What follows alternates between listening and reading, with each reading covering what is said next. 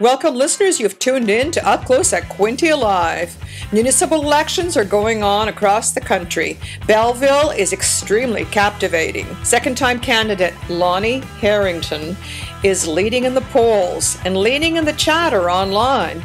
Interesting, captivating. Everyone's talking about Lonnie, so we are featuring him today.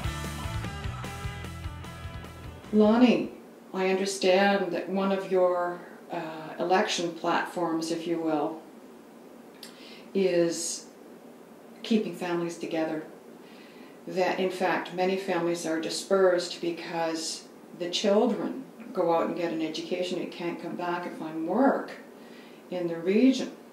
So it breaks up the families. And I understand this is a personal experience that you have as well. Can you tell us a bit about that? Well, yes. My two oldest daughters live on the other side of the country. One of them lives in Taylor, BC, which is just about the Yukon territories, and the other daughter lives in Cold Lake, Alberta. Both of these daughters went out west for education purposes, and when they graduated, I was expecting them to come home, and they came home and got their belongings and hung around for a week or two, and next thing I know, they're back out there. But I understand why. They both have good paying jobs. My oldest daughter, actually today is her birthday. She's 22 years old, and she owns her own house. Just from being there for 2 years, she's earned enough money to buy her own house. My other daughter's in the process of buying her own house, and she's 20 years old. Would I like to have them home? Yes, I would. But I can't expect my daughters to come home and work at Tim Hortons or work at Walmart.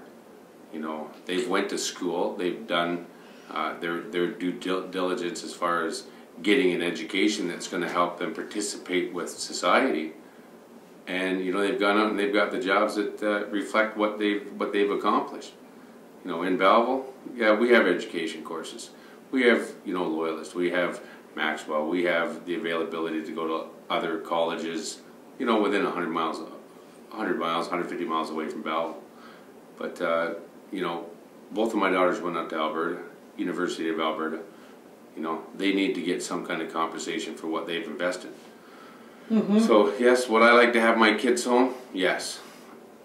I talk to people every day about this issue. And I see it every day, come July, come August. There's busloads and truckloads of our kids leaving town.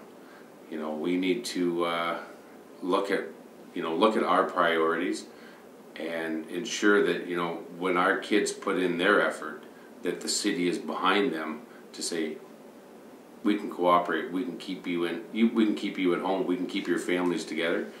Strong families build strong communities.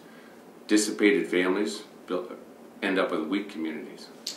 So what we're also saying in this is that you want to bring higher levels of employment to the region rather than just, the minimum wage type work.